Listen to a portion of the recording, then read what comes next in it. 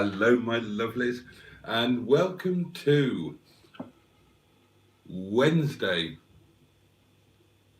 Night Live. And I'm going to be here taking you through until midnight and the witching hour. And before I go any further, my lovelies, cheers. Oh, need this. It's been a busy night. It's been a busy night. I'm absolutely shattered.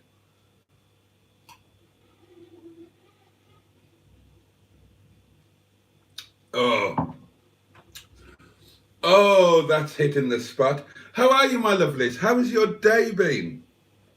Tell me all about it. And we're going to rattle through some comments straight from the off, and then we can get on to the good stuff. It's lovely to be with you again. I have missed you since the last time. You really are such a special, wonderfully formatted, top of the range bunch of people. GPS OMG says, I'm going to refer to you as numbnuts, which corresponds to your mentioning about the car tax in your last video. Hello. I've replied to you. I don't see what the problem is.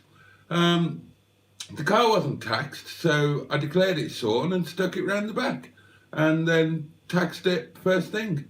It was only a day. I live in the middle of nowhere. Nobody's going to bloody see it, but what's the odds? Oh dear. I mean, you can overthink these things. You don't need to worry about piffling little things that don't really matter, like a day's worth of car tax. Good evening, Matt _ Good evening, Jimmy Quinn. Roger Boaty is amongst us. Steve Colg is here. The lovely Sarah Parsons, who is just utterly delicious in every single way imaginable. Well, actually not every single way imaginable, because, I imagine that she's utterly delicious in every single way imaginable. Do let me know if I'm wrong and if you know better. KKC is here. Oh, Rob is here. Beards and Bangers, the man himself, the man who is single-handedly trying to build the largest tricky chaps words, trying to build the largest private car collection in the known universe. Now, at the moment, let's think, how many has he got? Well, he's got Bram, he's got the 260, the 190,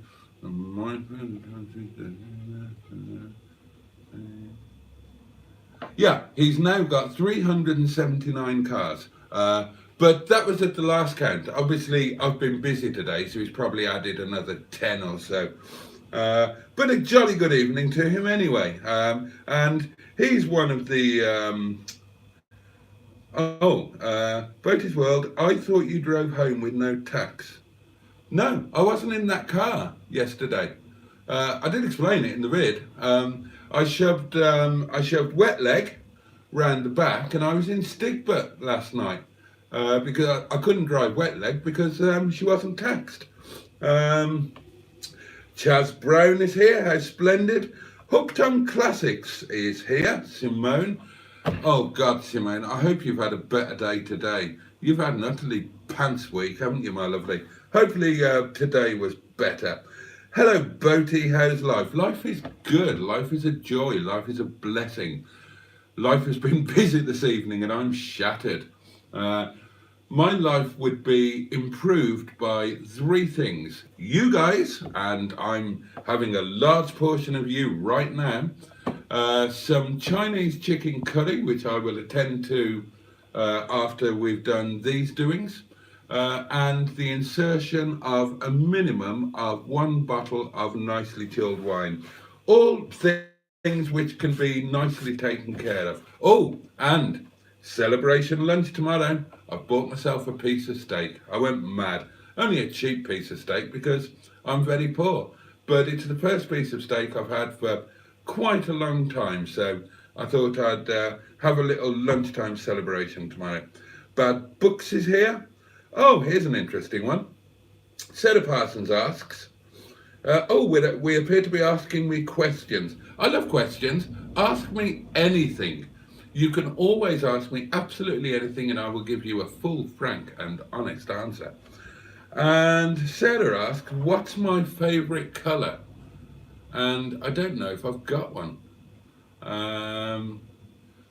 Oh yeah, it's probably red.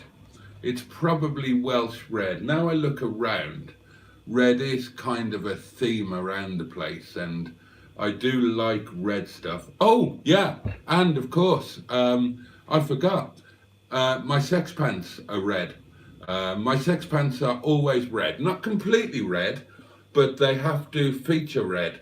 And my current sex pants, which would normally be due for replacement, but they haven't had quite as much action over the last 12 months as my sex pants have done previously, because I'm incredibly old and entirely undesirable. So, you know, actually these sex pants might see me out. They could be my last sex pants. And my sex socks are also red to the toe and red to the heel. I'm kind of a bit like Richard Burton. Richard Burton always had one item of Welsh red clothing on at any time. Now, I'm not sure I can quite aspire to that, but my sex pants have always featured red. And that's interesting, isn't it? Chris Alderman is with us, and I'm very well, thank you, Chris. Lovely to have you here. Oh, the one I can't read is here. Rose Chucks, Traces, Afterburn, Triton. That's a hell of a bloody mouthful. I shall call you Bob. Black Lines is here. Oh, and Simone asks, what is my favourite smell? Oh, now, that's a good one. What is my favourite smell? Gosh, well, I don't know if they still do it, but I used to love the smell of issey miyake on a beautiful woman. I love the smell of freshly baked bread. I love the smell of freshly mown grass. I love the smell of food cooking. Actually, yeah. The smell of a woman is a jolly nice thing, isn't it? That's a bit of a tough one. It's definitely not mustard's farts. I find mustard's farts actually quite offensive. I don't know. Maybe I'm finally growing up or something, because I still find my own farts amusing. Of course I do, but I don't do it in front of other people, and I kind of find other people farting in front of me now a little bit offensive, where it used to be absolutely hilarious. I'm obviously turning into Mary Whitehouse. Today was slightly more pleasant, says Simone, and I'm delighted to hear that, and I'm sure the entire community is heartened. What's my favourite potato and how do I like it cooked? Oh God, now then. Well, that's another one that's so difficult to answer. Gosh. Oh, now then. My absolute favourite potato. I don't know. I mean, there are so many for so many different deployments. I love a well-made sautéed potato with a breakfast. Can't remember when I last had a cooked breakfast. I bet it's probably the last time I was in Malta 2 or 3 years ago. I do love a cooked breakfast. I should go out one morning and have a cooked breakfast somewhere. I can never be asked to do it for myself. I love one cooked for me, and I love to go out for one. Although it's kind of a bit sad doing that on your own.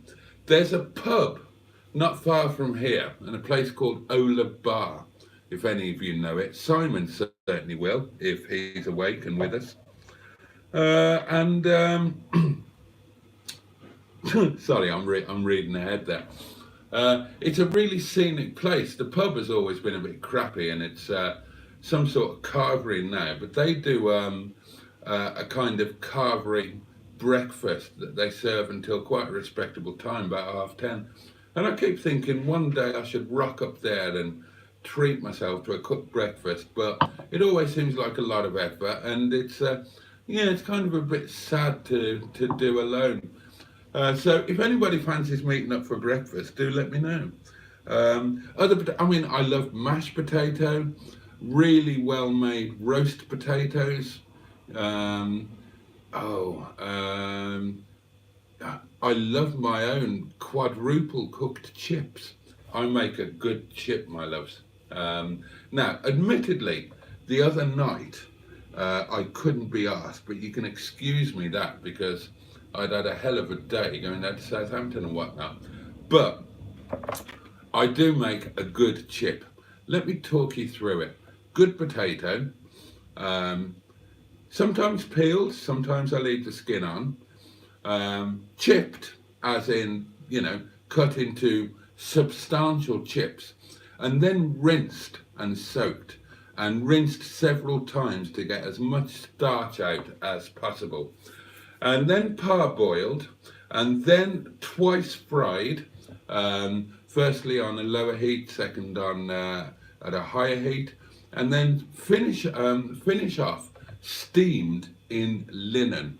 And that gives them that delicious hint of sogginess that you used to enjoy when you were a kid and your chips came from the local chip shop wrapped in paper, and you could invert the package like that and hold it vertically. And I've done this before. I'm aware that I'm repeating myself, but I don't care.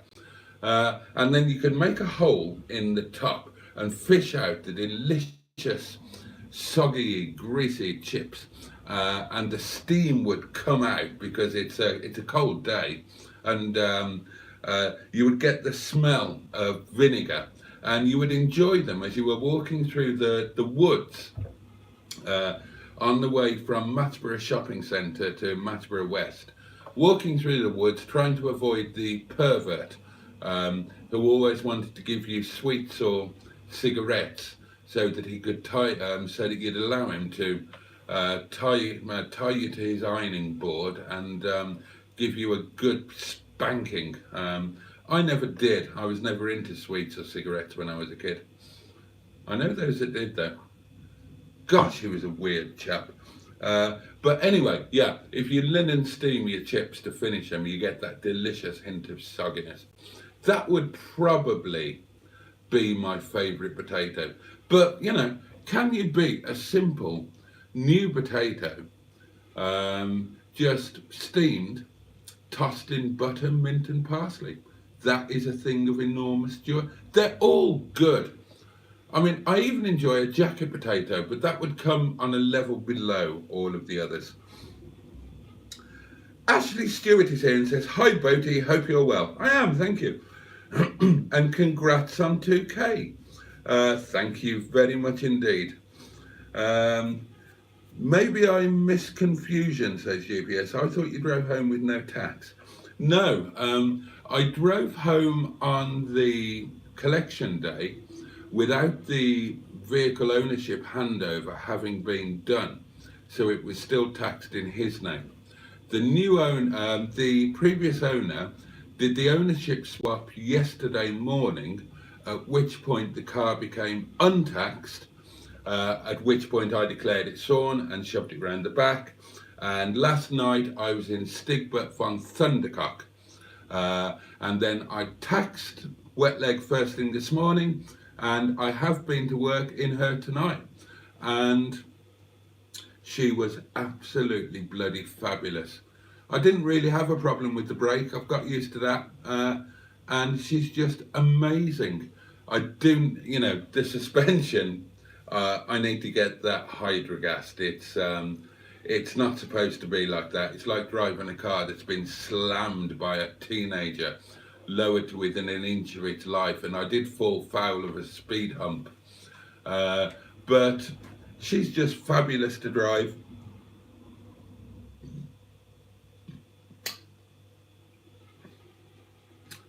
First, 2 of the live stream, almost 2.5. I'm not sure, but welcome, welcome, Burps. Liz is with us. Good evening, Liz.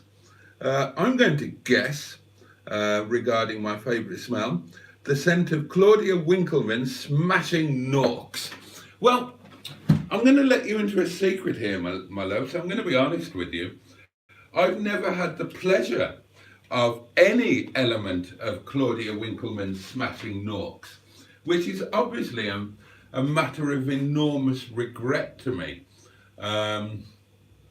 But I could easily imagine that they would be my favourite had I had the pleasure,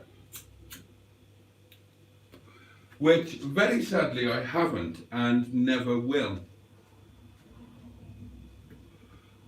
Even if I moved in those circles, then Claudia Winkleman has been very happily married to her childhood sweetheart since she was about 6 or something ridiculous.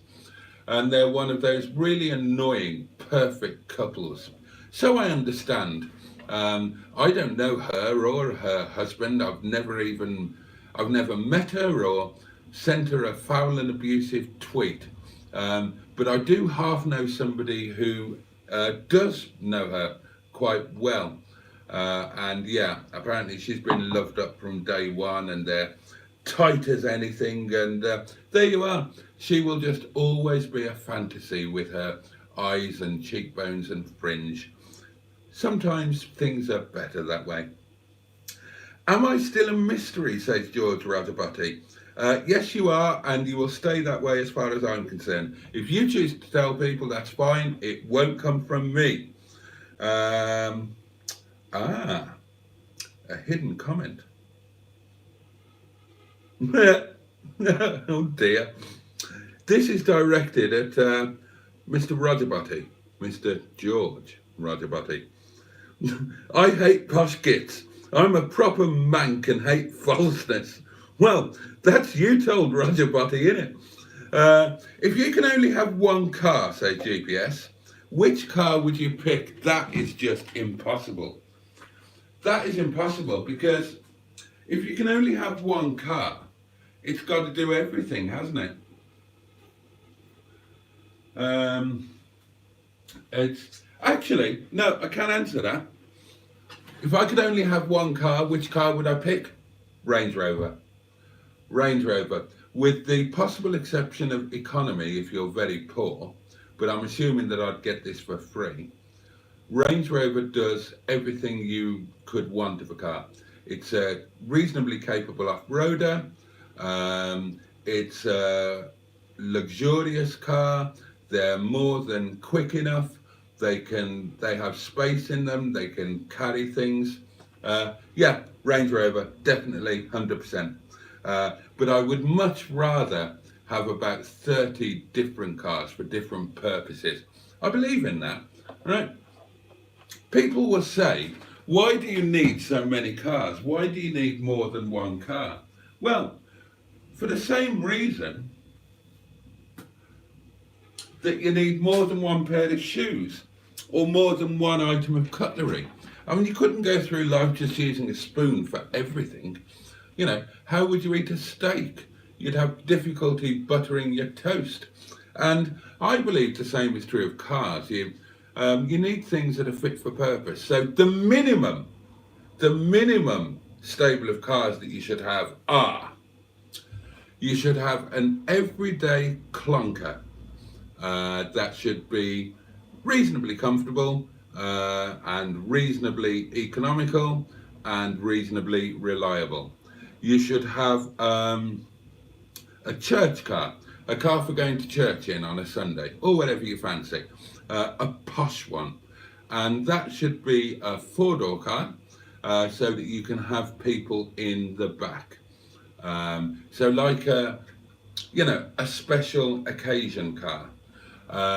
You should have a fun car, which should be fast and enjoyable or quirky, something that makes you smile when you drive it, a special occasion car. And if that car isn't a convertible, then you should have a convertible as well for summer fun. You should have a 4x4 for winter, and that is the absolute bare minimum requirement. Nobody in civilized society should have to make do with any less than that. Because if you've got less than that, you are compromising and you're worth more than that. I know you are. I know you, and I know you're worth more. Feel free to answer these questions yourself, my lovelies. Ivor Spotty Botty is on his smokos. Good evening to you. Beards and Bangers, says Black Lines. I watched your video of the 216 Street Wash in its entirety. Not sure what that says about me, but I enjoyed it. Yeah. Someone turn up to share my steak. Bugger off. Look, I'm poor. I'm really poor. But I did hit that little milestone today. And thank you to everybody who's congratulated me on Facebook or whatnot. It came very unexpectedly. Somebody mentioned it last night. And I didn't think I'd do it this week. I thought maybe next week. But Monday's collection video is doing, by my standards, not by, you can't compare it to Mustard or bigger channels, but by my standards, it's doing amazingly well. It's the best performing video at each time point that I've done so far, and it's earned me a lot of subscribers, as did another one, and I can't remember. Oh, that stupid review I did with Mustard on the car wasn't stupid, the review was stupid, on Johnny Two Scoops, lovely V6 Tourer. But yeah, the collection video, and it's still going strong. I told you collection videos always do well, didn't I? My strongest video by a clear 2,000 was the collection video for Henrietta Pine. And so I expected this one to do reasonably well. And it's earned me a lot of subscribers. And it's doing really good views. And when I see what the monetization is, I imagine it's going to earn me a lot of money. I wouldn't be surprised if within 1 month that video alone earned me in excess of £2. Now then, what do you think of that? So yeah, I hit 2,000 and that's really lovely. Oh, I was going to tell you about steak, wasn't I? So I thought I'd treat myself. Now, you might think I'm joking when I say I'm poor, but I'm not. This is pushing the boat out for me. Remember that I don't spend money on food. I nick it from the restaurant. And I don't really nick it. You know, I can take whatever I want. I'm just using the term figuratively. So, that is what I bought. It is the cheapest piece of steak that Sainsbury's had to offer. I mean, I would have loved a piece of fillet, but that was £6. This, £3.19. And I will be having it with, I'll tell you what I'm going to have it with. I will be having it, it's going to be a griddle feast. So I'm going to steam some new potatoes. I'm going to douse them in herbs and whatnot, and I'm going to griddle them on the steak pan. I'm also going to griddle some tomatoes in butter and black pepper, and I'm going to serve them with. Now, I've never tried this. I'm quite excited about it. I like to think of myself as a bit of a mustard connoisseur. And I love a really, really good Dijon mustard.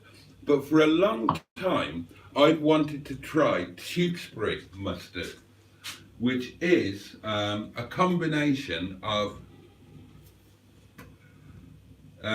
mustard and horseradish, both of which I love. And I've been looking online idly every now and then, and it's quite expensive. But I was going to buy some Dijon mustard in Sainsbury's tonight because I'm pretty sure that I'm out. And when I was browsing and deciding whether to buy my favourite, which was £2, or Sainsbury's own brand, which was £1.15, look what I spotted. Can you see that? Horseradish mustard. In other words, Tewkesbury mustard. So, and it was £1.15, same as a Dijon. So I'm going to be trying that tomorrow with my griddled steak, cooked rare, obviously. I'm not a savage. With griddled potatoes and griddled tomatoes. And that is going to be my little treat to myself for passing the 2K mark. And I'll be having another little treat later on in the month when I get my first YouTube pay packet. That's going to be a fabulous day. We should all celebrate that because I couldn't have done it without you.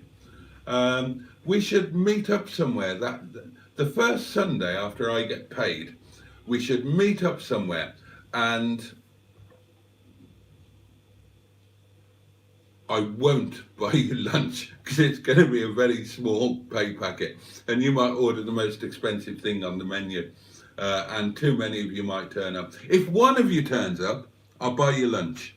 Any more than one turns up, and I'll take the cost of one lunch, split it between everybody who turns up, and I will put your portion of it towards your individual bill. I mean, I'd love to take you all out for a slap-up lunch, but, you know, one day, when we're celebrating 100,000 subscribers, which, you know, it seems mad, 100,000 subscribers, but Hubnut is about to do it, and what can he do that I can't? He's just a man, admittedly, he's got a beard, which I haven't, but does that make him a more articulate and interesting broadcaster? He's got different cars than I have, and he's probably, he can tinker where I can't. But I have things in my own armament.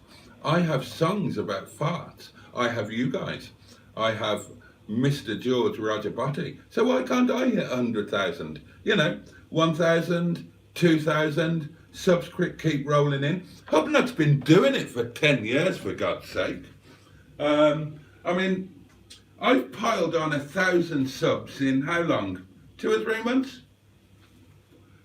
So, and if that continues to grow exponentially, then, you know, 100,000 subs in a 10-year YouTube career is by no means out of the window. And I've got my head like this because I'm trying to suppress a burp.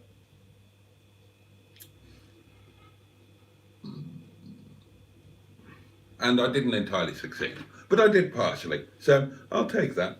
Right, everybody's saying that they enjoyed Rob's video, which I haven't watched. I've watched the one where you collected the car, but from what I'm reading, there's one where you washed it, and I haven't watched that, but I will, and, you know, I'm sure I'll enjoy it too.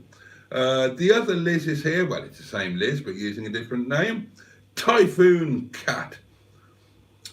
When you have sex crocs, you've achieved everything.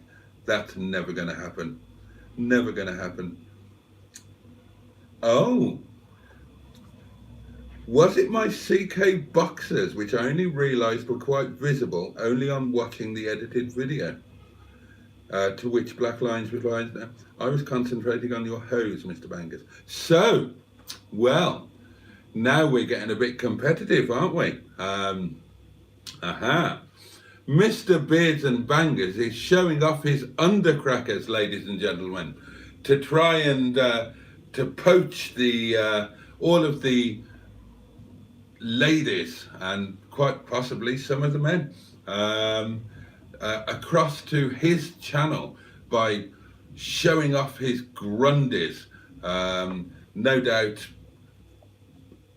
And I haven't watched the video, so this is just my imagination working here, but I imagine that they are firmly cradling his pert buttocks, and I imagine that he's saucily doing that thing where you bend right over the car to wash the middle of the roof and just accidentally flash your ass I don't know. The things some people will do for subscribers, eh? CK boxes indeed. You've got too much money, man. That's why you've got 973 cars. CK boxes. Why can't you wear bloody Tesco's Y-fronts like the rest of us? Oh, honestly, some people. Oh, another one, health review. Marvellous. Did Richard Burton wear red sex pants during Where Eagles Dare? Can't comment about the sex pants, but he will have been wearing every day of his life, or his adult life anyway. He wore a piece of red clothing, and there's a famous story where he was dining at his favourite Italian restaurant in Switzerland with Elizabeth Taylor, and a fan kind of approached them, but very hesitantly, and not in an overt, in-your-face way, and apologised for the disruption. Just wanted to say hello, and I'm a huge fan and all of that. But then he said, Mr. Burton, I understood that you always wore something in Welsh red, and I cannot see a single item of Welsh red about your person. Is it a myth? And Burton didn't say a word. He just reached down, took off his shoe, and showed him the insole, which, sure enough, was Welsh red. There you go. How many lovely Rovers do you have? Asks Chaz Brown. And do you have plans for them, e.g. selling them on or just collecting them? Well, Chaz, at the moment I have 6.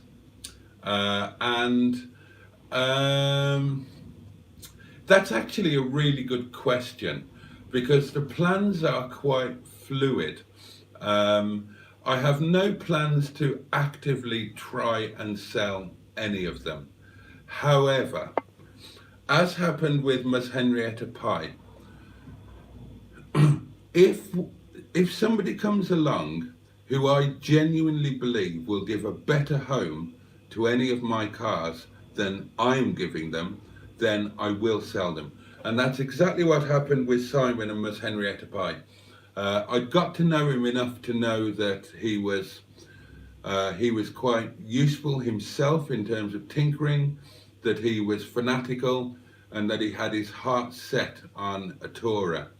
And so I agreed to sell him as Henrietta Pye. And I sold her at a lower price than I would have asked otherwise, and certainly I think below what the car would generally go for, because I honestly believed that she would have a more cherished life with Simon than she did with me. So on that basis, I would happily part with a car, but then I would just replace it with another car that needed a reasonably good home. The idea is to kind of, I'm not sure how to put it really, but I'm not like Mustard, where I'm buying things purely to flip or to save and then sell. They are personal cars. They're part of a personal. I mean, I would buy cars to save and sell if they came up, and if I had the money to do so, which might happen in the future. But the cars I've got now, they're all cars that I've bought personally. That's why they're all the same colour. They're all Starlight Silver Metallic. And so, yeah, they're never going to be actively for sale, but they are all theoretically available to the right person and to the right home, and at which point I would simply replace them. And I would happily add more. The only thing stopping me from doing so is money. And if I get more money, I will very definitely buy more cars. I would love to get a Freelander before next winter. I would love a pre-facelift 45 saloon, a nice spec one. So there's always going to be things on my wish list, but there you go. That is the plan. I've got 6. I don't have any plans to sell them, but they are available. And in the meantime, yeah, just collecting them, keeping them legal, keeping them. I know that I'm not the very, very best looking after cars because I can't tinker with them myself. I have to pay people to do it. Although, you know, now that we're building this little community, there are many people who offer help, and obviously I've got Mustard now, and so that's not quite so much of a thing. So, you know, I'm a pretty good home.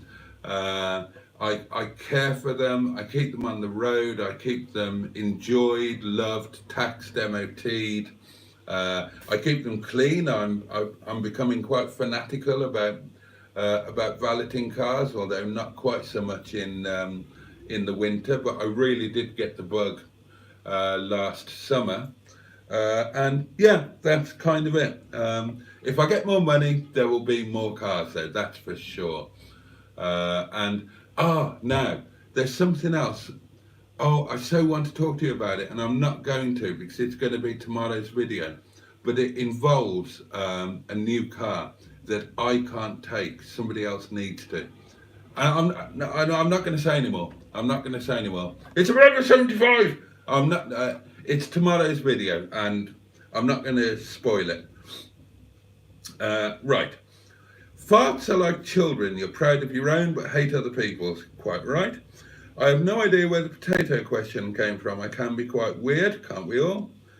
Morning meetup for breakfast, maybe brunch. I don't get along with mornings. Well, neither do I, Matt. That's why I never end up going out for breakfast. As a very wise man, my mentor said to me, he who hoots with the owl cannot soar with the larks. And I've always rather enjoyed hooting with the owls. And as a result, I struggle to soar with the larks. Sarah hates mornings too. Dauphinoise potatoes is probably one of my favourites. Why not? What is my favourite shape? Well, I immediately think filth. And so I can't say what my favourite shape is. It's the shape a lady assumes when she assumes a certain position. Have I got a favourite shape? I like the shape of some cars. I like the shape of some ladies. Yeah, cars and ladies. Right, let's pick some favourite shapes. I love the shape of a Series 3 Lamborghini Espada. I love the shape of Inette de la Fressange. Oh, I love the shape of Inette de la Fressange. Oh, what? My cat, says Matt, farted on the bed. It stunk through the quilt that was covering my nose, and it stunk the bathroom out. Weirdly, its aroma was different under the quilt, still very unpleasant. So I left the room. Right, yes. Round boobs is GPS's favourite shape. Simone likes crinkle cut and potato waffles. Matchborough has its fair share of what? Perverts. Yeah, well, it certainly did back in the day. How did we get from preparing chips to spanking on an ironing board? I fear we're all going to be on some kind of list. Sauteed potatoes is also nice with some mixed herbs and pancetta. I'm with you on that one. I thought we had to be on a list to be here. I need a name, says Simone, for my new 2-wheeled transportational device. Well, Simone, you can be as coy as you like, but I watched your video like a good boy. Yes, I did. So I know what your new vehicle is. And it is really very cute, and what an excellent idea. I will put my thinking cap on in terms of a name.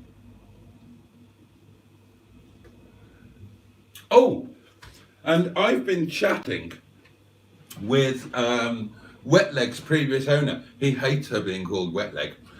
Well, actually, I'm not sure if it's the wet leg he hates or the Von Titty Biscuits bit that he. But he's ever such a nice chap and a very interesting chap. Hopefully, I'll get him into the Facebook group at some point, because he is still one of us, because he's got another MGF that he's owned almost from new. It's the same year as Wet Leg, but he's modified it really quite heavily. He sent me a video this morning of it on Startup, and bloody hell, doesn't it sound purposeful? And I came up with the idea today, and he's agreed that I'm going to go back down in summer, but all the way to the Isle of Wight, ferry and all, make it an overnight 2-day road trip thing, and film a back-to-back road test of what's now mine, was his, and his other one. You know, one original, one modified, and that'd be quite interesting. It's just an excuse for an almighty road trip. Any of you guys fancy it? It would be a Monday and a Tuesday trip down to the Isle of Wight. Does anyone need a parcel shelf for a BMW E91, asks Matt. I'll swap it for some Streetwise light grills. Rob says, I do like a potato rusty. I forgot about a rusty. I like proper hash brown potatoes, not those awful frozen things that Little Chef or Morrison's chuck in a deep fat fryer and serve you with your cooked breakfast. I like proper American hashed brown potatoes. Oh, which reminds me, I thought of a lunch I might try on Saturday. What do you think of this? Right? Oven fried new potatoes in spicy oven fried new potatoes with fried eggs and sheep kebabs. That just popped into my mind, and I thought, I bet that would be nice. And I'm going to try it on Saturday, or at least that's the plan. Don't let me forget, remind me. Oh, Matt, he has indeed. Matt has suggested that in my position as a reverend minister of the church, Liz, when you watch this, have you been ordained yet? Do let me know. That I could christen cars, and I could, and I would be more than happy to do that. We could have an official ceremony where cars, when we acquire a car, it could go through an official christening where it was actually properly named, and we could bung together some sort of birth certificate for it, or a rebirth certificate. That would be one of the stupid things that I would really enjoy doing. Right, maybe this was a hidden message. Maybe if you painted yourself and streamed naked, you would either grow or flop. Are there any foods that you don't like or won't eat, asks Liz. Oh, so you are here, Liz. Splendid. Yeah, loads. Number 1, cheese. Number 2, anything dairy, milk, cream, yogurt, anything dairy apart from a little bit of butter on my morning toast. No cheese, no dairy. I won't eat pork. What else do I not eat? I don't eat peas, carrots, parsnips. There's a long list of vegetables that I won't eat. I refuse to eat any fish or seafood. God, it'll be quicker to tell you what I do eat. I'm a really fatty eater. There are many things that I simply refuse to countenance. Oh, Roger Boaty. If you had a Range Rover, what would you drive for the 6 months a year it would be in the garage? They're not an unreliable car, are they? My neighbour had a Range Rover until very recently. Clocked up 160,000 miles. It was a diesel sport. Never missed a beat. I mean, admittedly, you know, I have had Range Rovers in the past. I had, but I've never had whatever you call, when did they change? About 97?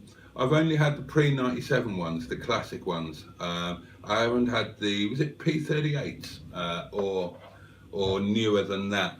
I had a fabulous 3.5 litre V8 that I kept at the cottage in Wales. I loved that thing. I taught the kids to drive in that. We used to go to an industrial estate when they were really quite small, and I used to let them drive it. The lad, James, Jesus Christ, of course it was automatic, make it nice and easy for them. They've only got to press the loud pedal and point it. James thought it was some sort of computer game and absolutely floored it and took off like a scolded cat. I mean, it wasn't the best example or anything. I just loved it. It had a charm about it. It was damask red. And I lent it to my gardener when his car broke down and he couldn't afford to, it was an unviable fix. And he couldn't afford to, he couldn't get to any of his jobs without a car. So I said, look, you know, when I'm not at the cottage, you can use the Range Rover. And he did, and he wrote it off. I got a phone call from one of my friends who lived nearby saying, your Range Rover is parked up outside my house and it's all smashed up. Looks like a write-off. And went back to the cottage that weekend, and sure enough, it was a write-off. The keys had been posted through the letterbox of the cottage. Never heard from the gardener again. I wasn't pissed off with him. I wanted him to carry on doing my garden. He was a good gardener. And it was a good arrangement for him as well, because the garden at the cottage had always been kind of floral and aesthetic at the front, but functional at the back. It was a vegetable garden. And we had a deal where he used the vegetable garden to feed his own family. Grew all sorts of stuff there, and obviously we had fresh stuff when we came up for weekends or holidays. So I wasn't pissed off, but he would never answer the phone to me or reply to emails or anything. And I never heard from him again, and that was that, really. So that was a shame. And I also had a Range Rover that was a nice one. I would have been about 23 or 24, and I had the 4.2 LSE in black. So that was it had the enlarged V8 lump. It had the 4.2 instead of the 3.9, and it was the long wheelbase. And that was a fabulous thing. My fiance at the time, Sasha, said that was the car that suited me more than any other, that I looked totally and absolutely at home in that. I looked right in it. Whereas as I've always said before, I've always thought the car that suited me best was Silver Shadow, Roly Poly. But I did love that Range Rover.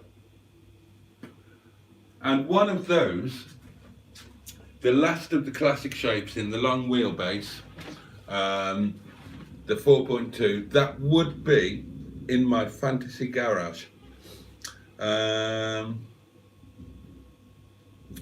Claudia Winkleman's forehead has never seen sunlight, and her sister Sophie is fit. Okay. I don't think I've ever seen her sister. Maybe she's not happily married. And I love a fringe. Now, Lisa, who in many ways was the absolute love of my life, she's the one that that I lived in Devon with. Well, half the time in Devon, half the time in Cyprus. And she's the one that I was supposed to marry, and we had the wedding all booked and everything. And I totally fell in love with her in a heartbeat when she was a totally blind date. And I do mean totally. I met her on a dating site. I think it was U-Date back in the day. No idea if that still exists. U-Date was my happy hunting ground. It was very good for sort of professionals and whatnot. And we set up a date, and I hadn't even seen a picture of her. I don't know why I did it, and it wasn't an easy date. I was living, where was I living at the time? I was living in Cook Hill, so Birmingham effectively, or well, just outside Redditch, KKC. You'll know Cook Hill. And she lived in a little village just outside Exeter. So it wasn't exactly an easy day. And I drove Milo, my Porsche 928, the ex-Top Gear car. I drove that down to this village just outside Exeter for a totally blind date. Obviously in the dating profile, there was a description. She hadn't written a description, but you know, in the profile there's, you know, height, build. So I knew that she was tall, I knew that she was slim, and I knew that she was a brown-eyed brunette. So that ticked some boxes, but she could have been a complete minger for all I know. Oh, and on New Date, you also had to select how attractive you were. And the top option was stunning. And she had described herself as stunning. So anyway, I obviously had nothing better to do that night. Took a chance, piled down the M5 in Milo, picked her up from her little cottage in a village called Rockbeer, and we went to a pub. And as we're sitting facing each other doing the getting to know you bit, which can be a little bit awkward, she took a sip of a drink, and then she blew upwards. She blew upwards and just blew her fringe and then giggled. And in that moment, I just fell head over heels in love with her. And the night went very well. She'd never driven a Porsche, so we went out for a drive. I let her drive. She hit a curb. I didn't mind. We went back to her place and we watched Tigger, the movie. And then we went to bed, which was nice. Anyway, there we are. Where did I get to? Totally boaty. I've got a car to drive to the garage, another to drive down the driveway of Roger Bottingham Manor, and another for G's to chauffeur me around in. What? And a couple of others. What? I see you didn't mention EV in your car list. What? Electric vehicle? No, obviously not. Why would I? I wouldn't mind a milk float for shits and giggles. So I could recreate the Father Ted bit. That would be quite good fun. But yeah, no.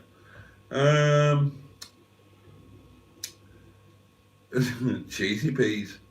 Everyone should have an Invacar. Well, why not? Belated congrats on 2K. Well, they're not really belated. I hit it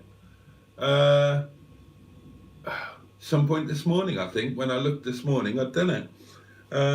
Can't beat a nice rump. The flavour spanks other steaks. It is more flavoursome. I mean, fillet is a lovely steak and obviously very tender, but fillet needs a sauce. And rump doesn't. You can eat rump naked just with an application of mustard. Told you, you're definitely making more money on YouTube this year compared to last year's income. Well, yeah, obviously. If you didn't have multiple cars, you could have had the fillet steak. Good point. Good point, Sarah. But then, what would have become of those other cars? One of them, for definite, would have been scrapped. And the others could have all ended up in the wrong hands. And by the wrong hands, I mean somebody who buys the car because it's a relatively cheap option. They don't care about it other than it being a useful thing. They don't particularly place any value on the brand or the mark. They don't treat it sympathetically. They don't view it as a long-term option. They just buy the car because, you know, MG Rovers, many of them are still bargain basement cars. They're still unloved, and they'd buy them and they'd run them into the ground and they'd fail an MOT and they'd scrap them.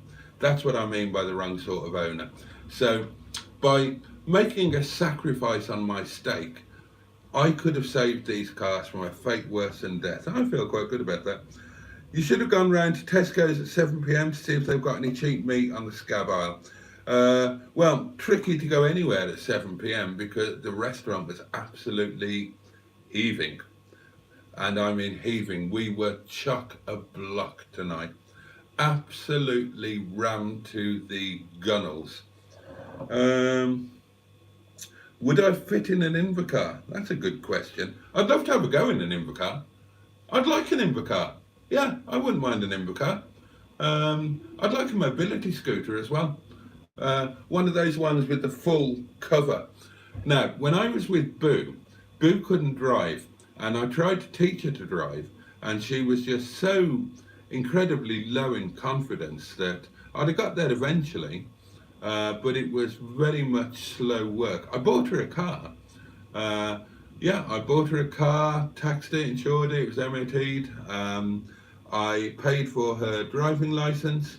I offered to pay for a course of driving lessons, whether that was an intensive course or she never even got the confidence to have her first lesson. But I did take her out myself. And anyway, the point is that I said I was going to buy her a disability scooter to get about on. If she didn't pull her finger out and learn to drive, I was going to buy her a disability scooter, and I meant it. Steve rocked up, Trace, when you watch this. Steve rocked up with his, and I got very interested in it, and we tested to see if it would get up the hill to the cottage in Matlock Bath. And Boo was saying all sorts of terrible things, telling me things that she was going to cut off if I actually went ahead and bought her one of these things. Oh dear. That sounds like hard work. I'd put that steak between two pieces of bread, whack some ketchup on it, and eat it with both hands. For God's sake, you're an animal.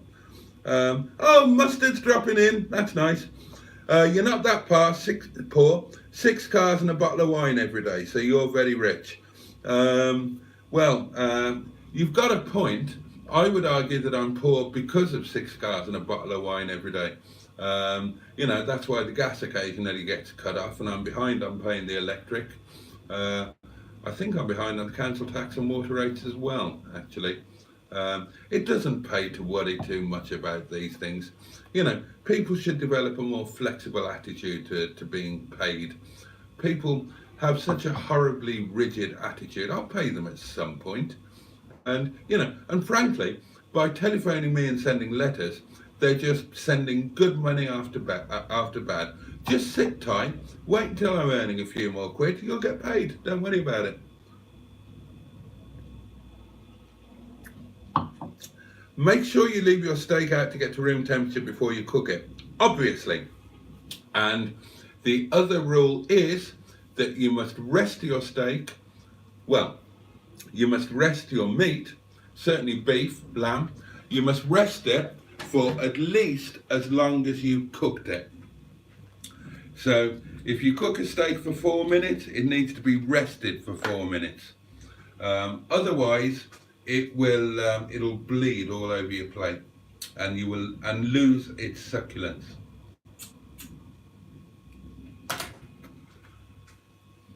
You should be able to cook. You should be able to cook a steak rare or medium rare, and there shouldn't really be any blood on the plate as long as it's rested properly. But yeah, if you didn't know, your steak needs to be at room temperature before you apply any heat to it.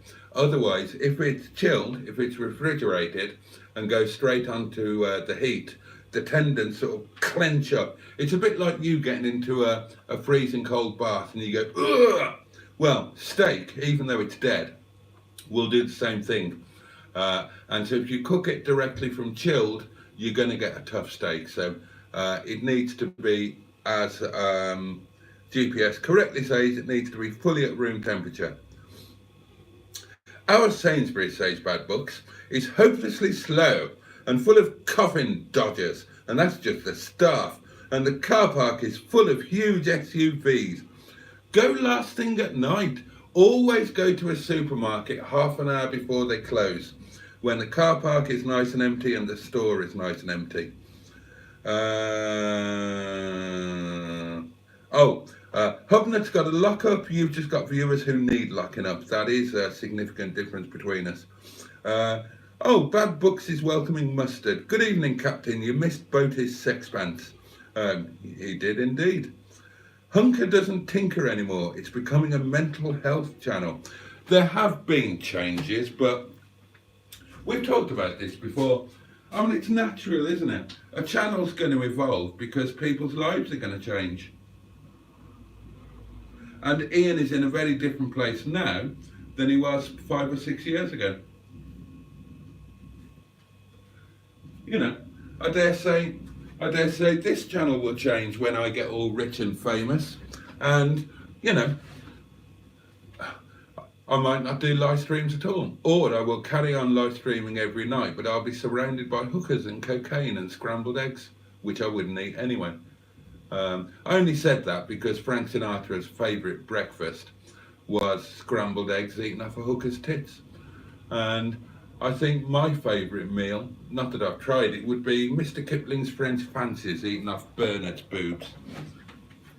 I did ask her if I could try, and she just said, ha ha ha, hilarious, which is not exactly a yes and almost exactly a no.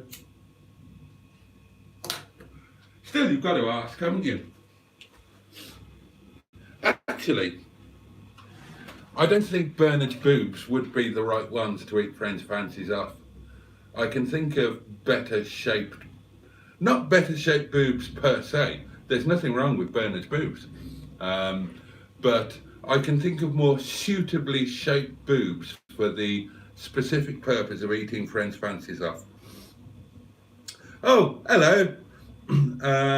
Simon's here. Splendid. Where have you been? I thought you were asleep. Sex wellies, Boaty. Yeah, I know I'm Welsh, but no, I don't have any sex wellies. I have no footwear at all that I could poke a sheep's back legs down. Let us know about the horseradish mustard. I need to buy mustard for Sunday lunch. I will. Oh, now we're all saying hello to Simon. Oh yeah, I knew somebody would do the sheep thing.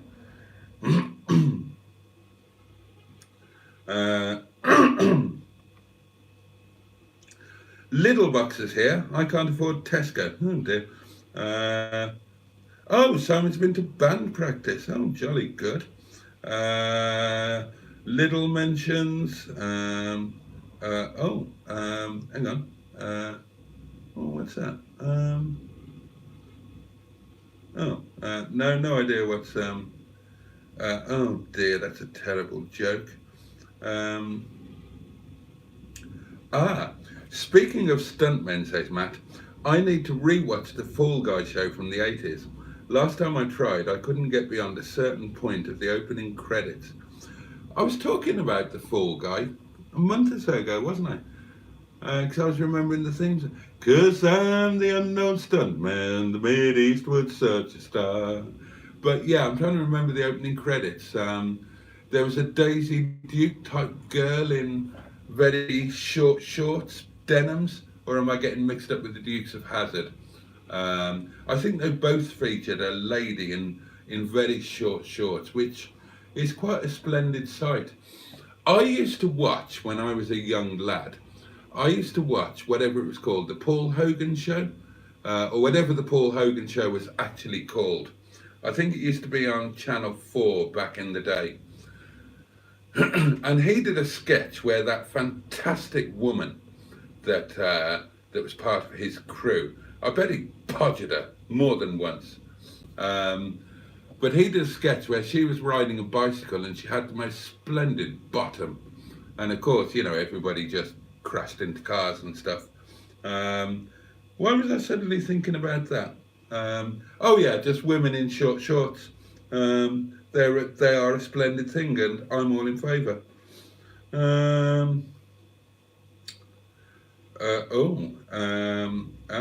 Now we're talking about a Celica that Black Lines has and should probably sell, but it's not worth selling. It's just parked. It's a better car than the money it would bring in. I kind of get that. Okay. Right, okay. Is TP here, asked Sarah. Haven't seen her tonight, my lovely. Oh dear. Don't freeze your wine tonight, you muppet of infinite proportions. American breakfast. I love that should be an IHOP, KKC. What's an IHOP? I don't know what an IHOP is. Somebody tell me what an IHOP is. I haven't had a McDonald's since October. Nearly nipped in for one today. Exciting, aren't I? Nearly nipping in, yeah. Liz was ordained 2 weeks ago. Congratulations, Your Reverence.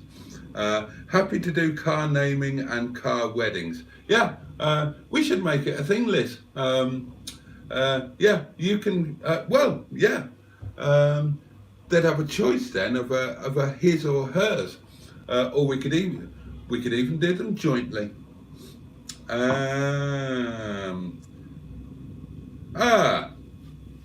Bearded Manga says, well, in that case, you can baptise Bram when I bring him to see him. When I say baptise, I'm thinking not full immersion. No, almost definitely not a good idea. But yeah, we'll totally do that. That'll be something silly to film, especially if Mustard's around. Mustard is fascinated by the idea that I am actually a minister of the church. Occasionally he'll throw in a comment about sharing a caravan with a drunken priest that always makes me laugh. We do have some theological discussions, do Mustard and I. And Liz, I'm at least 80% of the way to converting him to the one true way. He's 80% Pastafarian. I've just got to get him just over the last little edge. Stop not eating things, it's silly and naughty. I'm on the whiskey diet, I've lost 3 days so far. I'm on the seafood diet, seafood and eat it. Roger Boaty has a gardener who he gives cars to. I don't give cars to my current gardeners, they don't need it. I've got 2 at the moment. I've got a husband and wife who I'm very, very satisfied with. They're wonderful. My previous gardener that I had when I first moved here was suboptimal, shall we say. Very, very suboptimal. But the husband and wife I've got now are absolutely fabulous. In fact, I really miss them over winter when they don't come. And they're splendid gardeners. They do everything. They keep the driveways clear of weeds as well. He made me, if you've ever seen the little seat up at the top of my garden, up behind the top patio, he made that for me. He's a jolly useful chap, and they're lovely. They're very nice. And I can't wait to see them because they both took a keen interest in my YouTube doings. And of course, I haven't seen them since September or October or whenever was the last time that they came. So they'll be really excited that the channel has grown so much. In fact, I'll get them on a video. I will get them on a video. I'll try and do it the first time they rock up this spring. It's coming. There we are. What do you do for a living, Boaty, in the restaurant?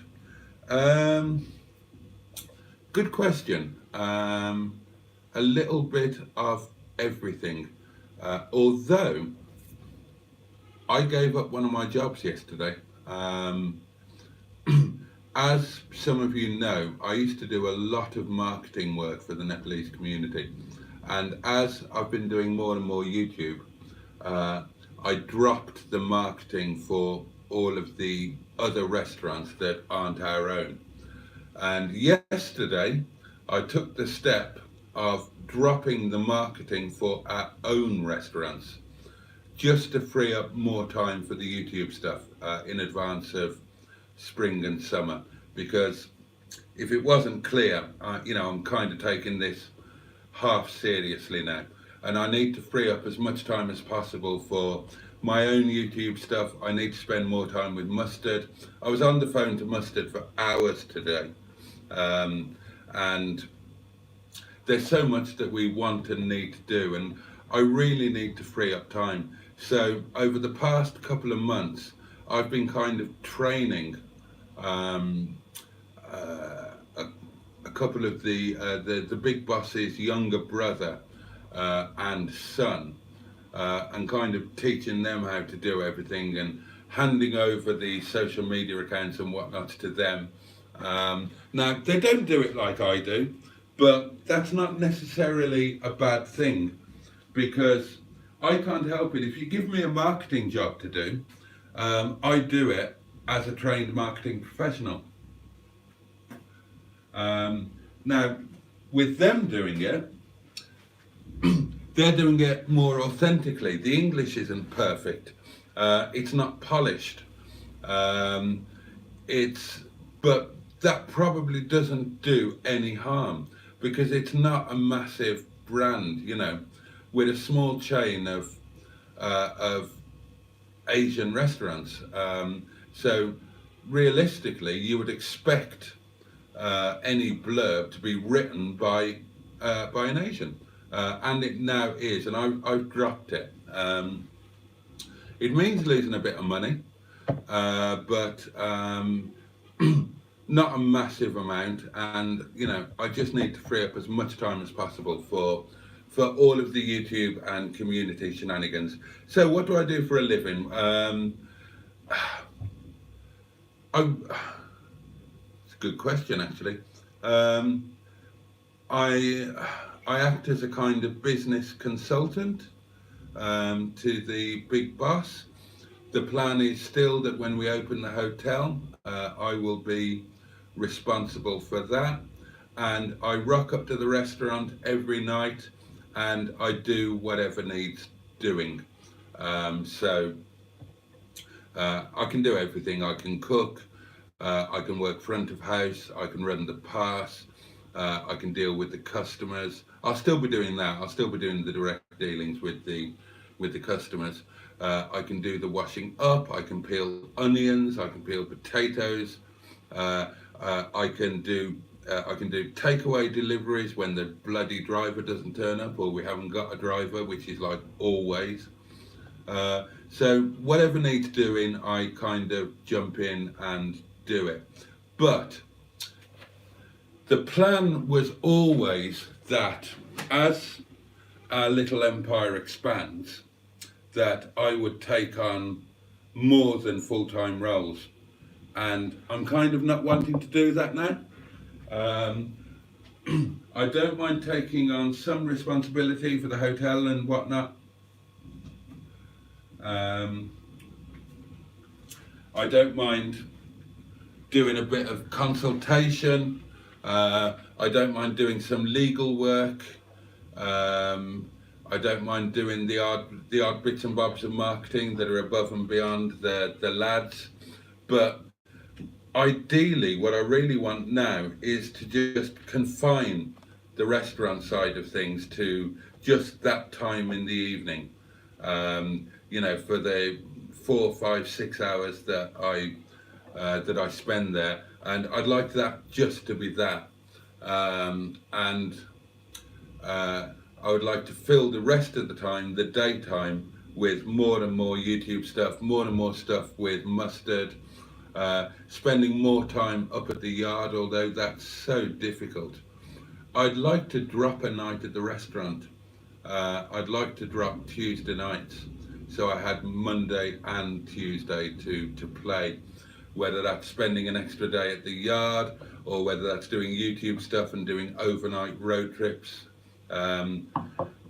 all of that sort of thing. So there you go.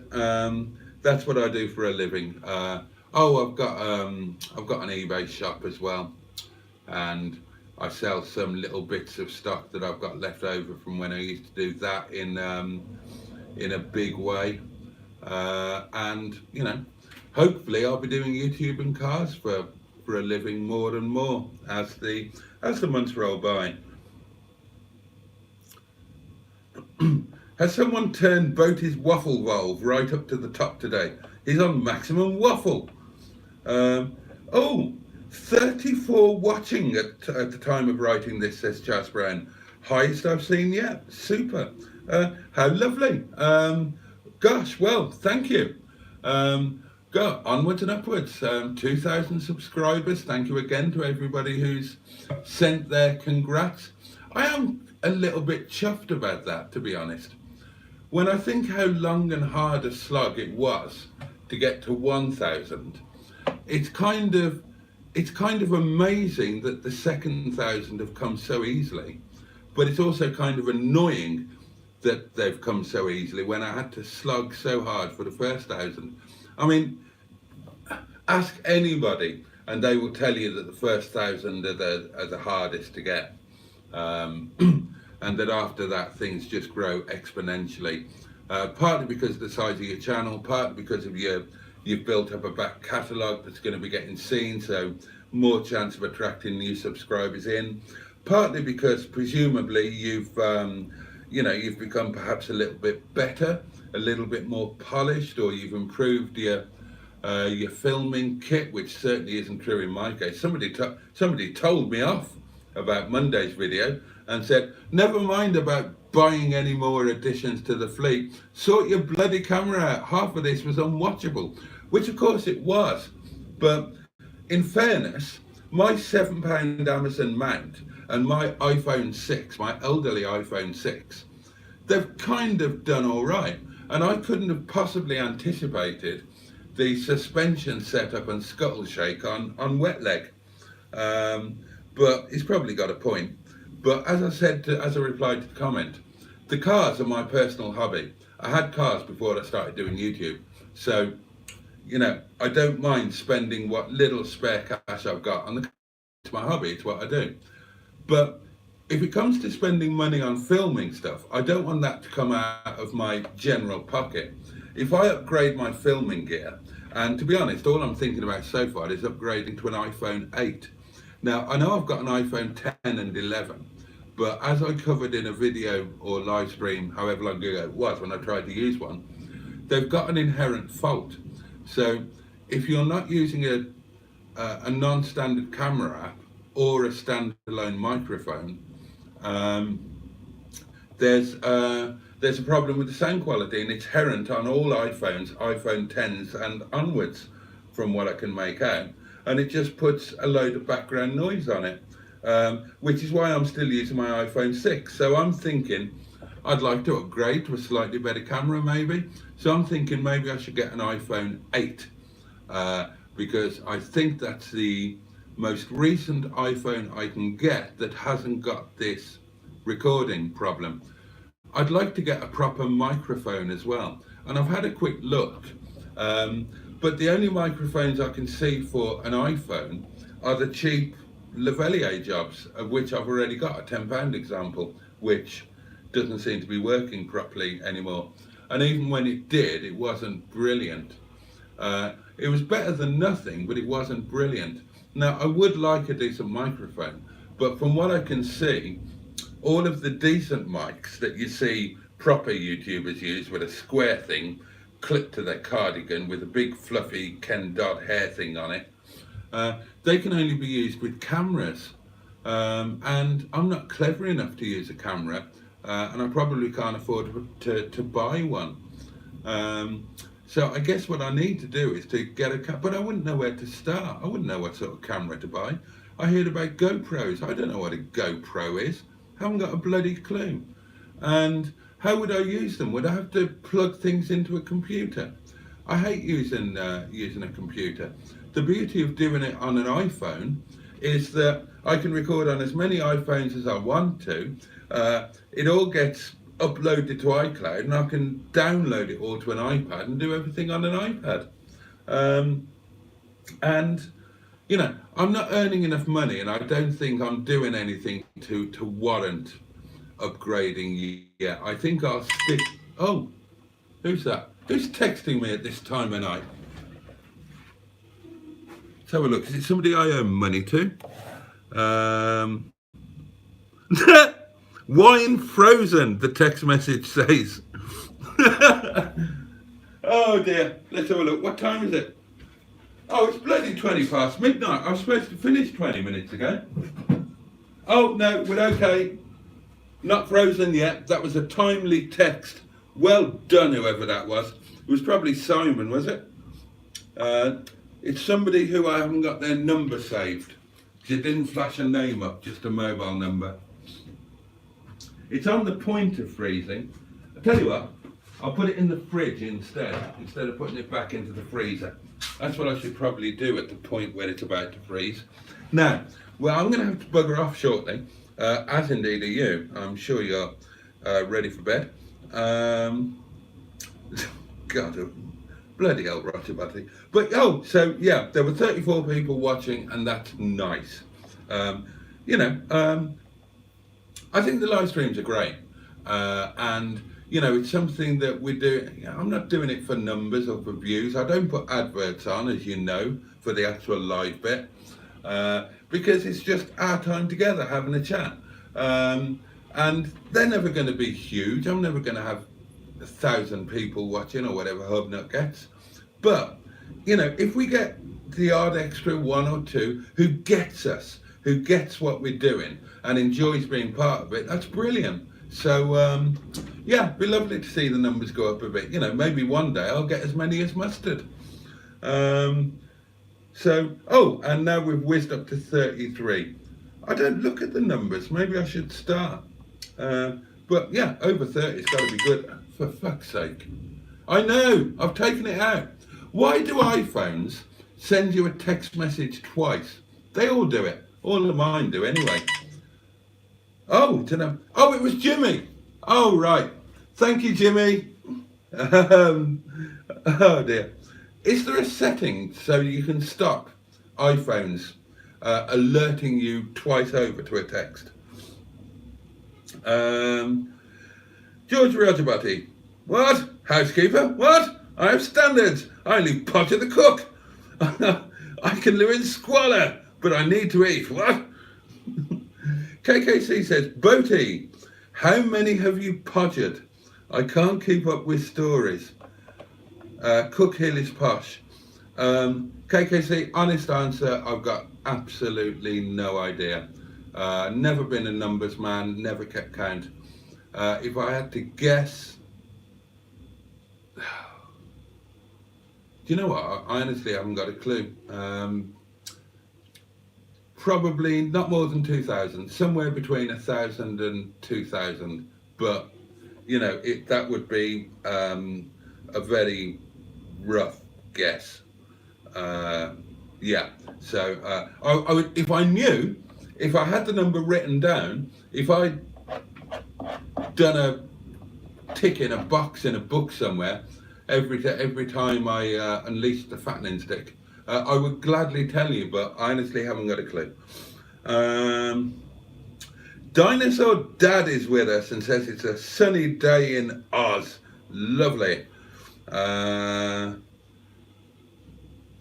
You can't call somebody a minger when you're no oil painting. Well, I can. I can call myself a minger. I'm a total minger now. When I met Lisa, I wasn't a total minger. I was at least half handsome. Total minger now. And yeah, I look, oh, for God's sake. I'm fat. Does that mean I can't call anybody else fat? Of course it doesn't. I can say that they're fat and I'm fat too. Smash that like button. Great movie, Tigger. New feature, invite a guest round and pay for the meal from donations from the previous night's live stream. Well, who's coming round? Okay, Matt, we'll do that. Who wants to come round for a meal tomorrow with the donations from tonight's live stream? Stick your hands up. I'd love a Renault Twizy, says Sarah. Fair enough. I showed restraint with the new feature suggestions and didn't send the message at 3 a.m. Small steps. Jimmy Quinn says I've been resting my meat for years. Oh dear, Jeeves is off into the house, into the housekeeper's quarters again.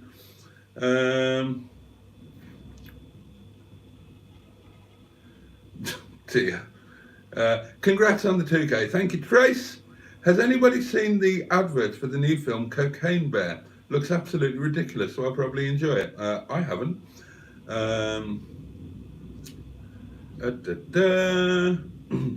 Okay, now we're talking films. Oh, it was Heather Thomas in a bikini in The Fall Guy. That's right. Yes. And Heather Thomas in a bikini is a thing of great wonderful. You lived in America and don't know IHOP. Yes, I did, and no, I don't. International House of Pancakes, a national chain, the American equivalent of Little Chef. Ah, right. Well, I don't like pancakes, so maybe that's why. Although I went into, oh God, I did go into a, well, I didn't go in out of choice. I was dragged into a pancake place in Vegas. But that was one of the times I was with the missus and the kids. Yeah, I didn't know what IHOP was. Shoot me. I thought it might have been a cinema chain. Oh dear. Who looks after the front garden of Boaty's Manor? Well, I don't have a front garden, do I, Simon? You've been here, you know this. I have a big stone wall, and then I have a pavement, and then there's a road. Absolutely no front garden whatsoever. Now, I used to have plants out there in things, but I don't anymore, and I don't know why. But I would like some plants in things outside. Some of the neighbours have plants in things, and they're jolly nice. And I would like some plants in things. I should buy some things and some plants to put in them.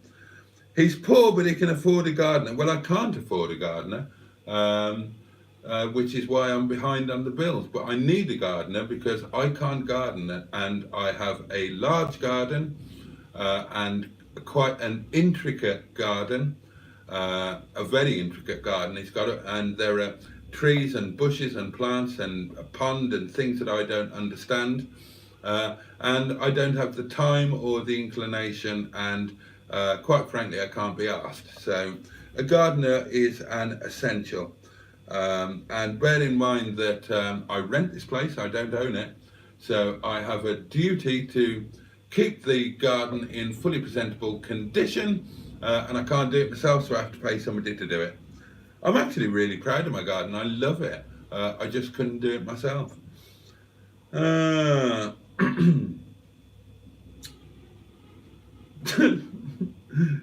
He's very poor, the poorest, the biggest poorest of the poor, the best poor, better than any other poor. Donald Trump. Quite right. If it's Boaty's world, are we all Boaty's beaches? There is a distinct lack of concern for the wine. I'm scared. So you're a caretaker for a restaurant. I don't know, something like that. I don't know what I am. I rock up to a restaurant. I do stuff. They give me money every now and then. And they give me food, and they give me love, and it's a perfectly amicable arrangement. And they ask my advice on things, and they ask me to do certain things that they can't do, and I do it. And they tell me that they'll take care of my body when I cough it, because who else is going to do it?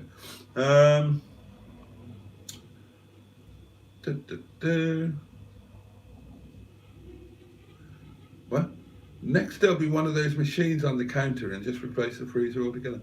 OPWAP came and so did the subs. Oh, is that what did it? OPWAP. My second K has taken ages, says Simone. Well, in fairness, Simone, the other thing that I've done since getting my 1,000 subs is I've properly ramped things up. I've been trying to put out a video every night. Haven't always succeeded in that, but there's probably been a video most nights since hitting 1,000.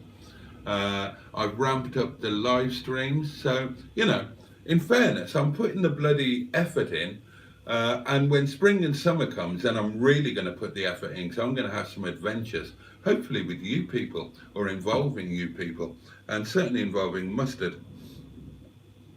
For the love of God, don't forget your wine. I saw the comments on your film kit. You were more restrained than I was. What's he expecting? Central TV? Yeah, I kind of forgave him that because he's not commented for a while. But when I first started, he was a massive support. Alan L200 Truckman. And he was really, really super supportive. And he's been quiet of late, so I didn't know if he just didn't love me anymore or if some of my videos had become boring to him. So I was happy to see him commenting again. And, you know, what he said is fair. It is fair comment. But, you know, I just explained and mitigated. So, yeah, I was more restrained than I would have been if it had been a complete stranger who I had no idea who it was, just giving me a load of shit. I don't know how much better a mount I can get for an iPhone. I've heard about gimbals, but I assume they're a completely separate thing all on their own. I honestly don't know if I could get a mount for an iPhone any better than I've got now. If any of you lot know, do let me know. Simon, you're an expert on these matters. Tell me what I should do with limited knowledge and even more limited funds. I'd never have said that Monday's vid was unwatchable, says Trace. I watched it all, enjoyed it. Even the night filming had things happening, phone-ins to hold interest. Some people just want the moon fun out. Black Lions is saying good night up at 6 again. We should all start saying good night. Simon is answering the question before I even asked it. Find Dasen a cheap GoPro and a purple Panda. Is that a dildo? Sounds like a vibrator. Wireless isn't a necessity. Maybe you can use one of mine when we review each other's cars. Brilliant. Yeah, I'd love to do that, Simon. See if I can get on board with it or not. See what it's all about. I've never used one. Any recommendations for dampened mount? Oh, dampened mount. Saucy. Hang on, he's on the red tonight. I'm not on the red. Who's on the red? Not me. Everything is weird. Looks very white to me, says Trace. Well, P-like. Older soft top bound to be a bit shaky when filming, especially with hard suspension. Yeah, exactly. Great collection vid regardless. Thank you. I hope you all enjoyed it. I was quite pleased with it. Excuse me.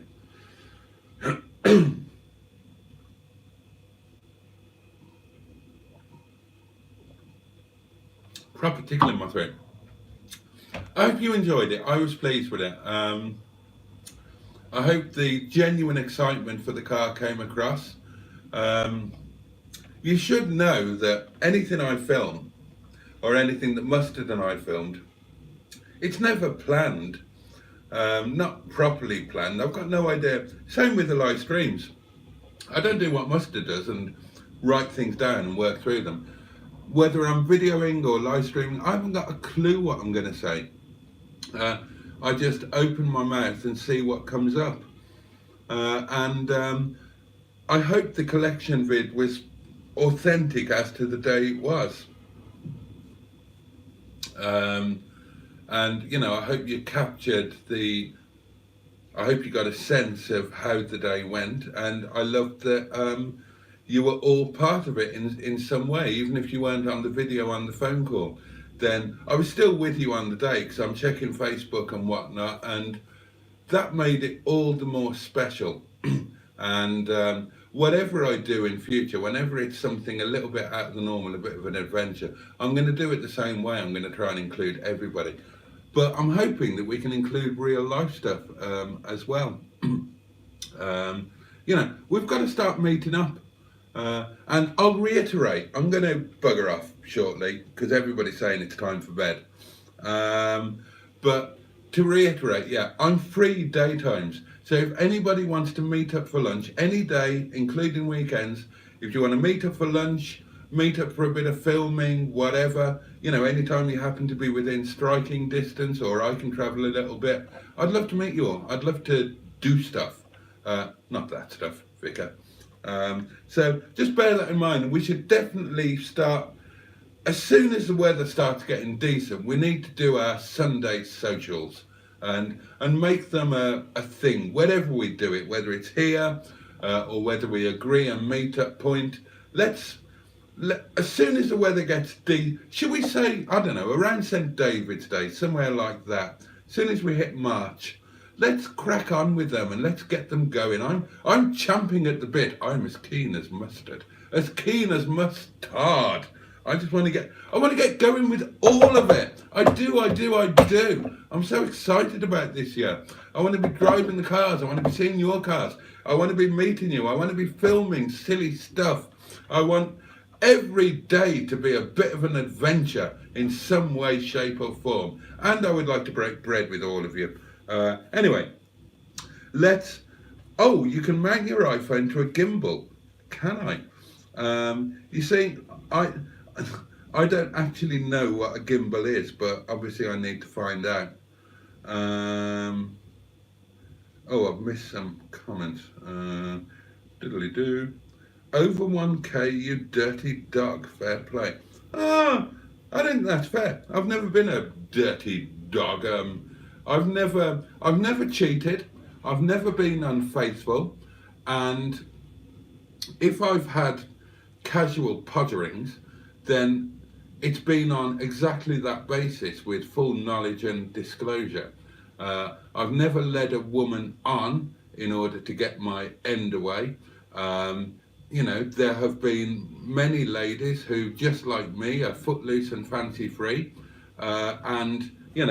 Ships are passing the night. We encountered each other. We got on great, and we were horny, so we cracked on with it. And I don't think there's anything dirty or dodgy about that. I don't approve of being unfaithful. Obviously, you should practice safe sex. Certainly don't approve of being unfaithful, and I definitely don't approve of leading someone up the garden path, leading them on when there's no real thing going on there. But anyway, there we are.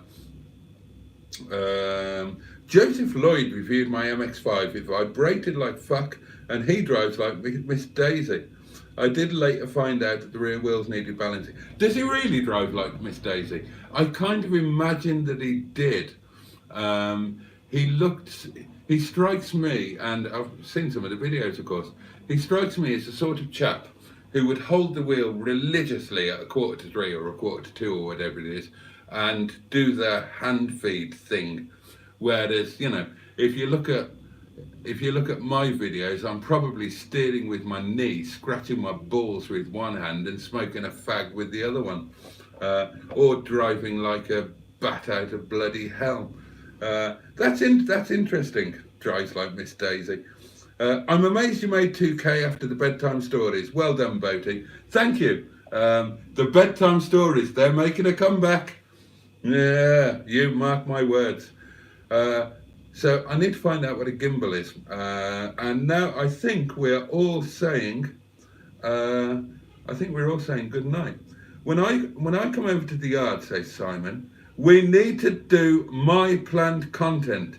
You guys are just hard to control. It's not me, it's Mustard. You can't control Mustard. You try making plans that involve Mustard, it's impossible. You tell him what you're going to do that day, and it won't get done. And if you give him homework to do in advance, he won't do it. He's a nightmare. I tried doing a whole channel with him. Fucking hell. I mean, I love him to bits, but my God. But, we've worked each other out now. We've worked out the format. Basically, we just need enough time. As long as we've got enough time, then something will come out. And if you stick the two of us in a car together, actually doing something, doing a task, it's good as gold. Hang on. Don't forget to get your meat out, otherwise it might shrivel. I won't forget. I'll definitely drop in, says Matt. Don't want to be too much of a stalker, though. I have a feeling the bedtime stories may surprise people. Yes, they may indeed, Matt. That's something that you and I have got up our sleeve, isn't it? Right, my lovelies, it is 20 to 1, and it is time to say good night. I'm only supposed to be doing an hour, but hell, when you've got 34 people watching. Oh, that's not to be bloody well sniffed at, is it? Tomorrow's video, which I haven't filmed yet, tomorrow's video, do watch it, because it's going to be a community call out. I think that's what I'm going to call it. And I need all of your help and support. Even if you can't help with the thing that I'm asking, you can help to spread the word and whatnot. So that'll be tomorrow's video. It'll be going out at 19:19, the normal time. Thank you so much for being with me again tonight. I love these little times together. I've told you about lunch tomorrow. Have I told you what I had for lunch today? Probably not, because I can't actually remember. I had sausages. I had sausages with roast potatoes and green beans. And what turned out to be a really nice gravy. It was a bit of a leap up the larder door. I took a bit of a chance on it. Turned out to be absolutely fabulous. And tonight I will be having Chinese chicken curry, which I'm going to go off and make now. And that is it. Join me again tomorrow at same time, same place, 11 o'clock, I think. What day is it tomorrow? Thursday. Yeah, 11 o'clock. 11 o'clock. And yeah, tomorrow's video. Oh, just shut up, Boaty, and play the out thing. God almighty, you do bloody rattle on. There you go.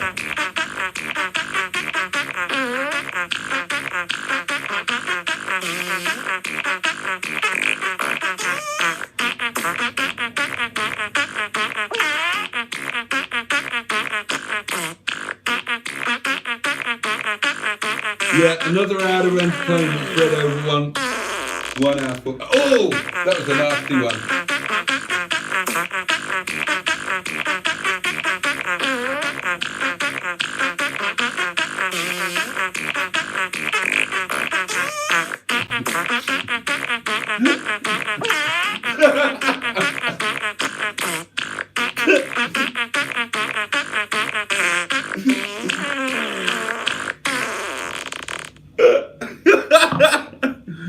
I'm such a child and I don't care.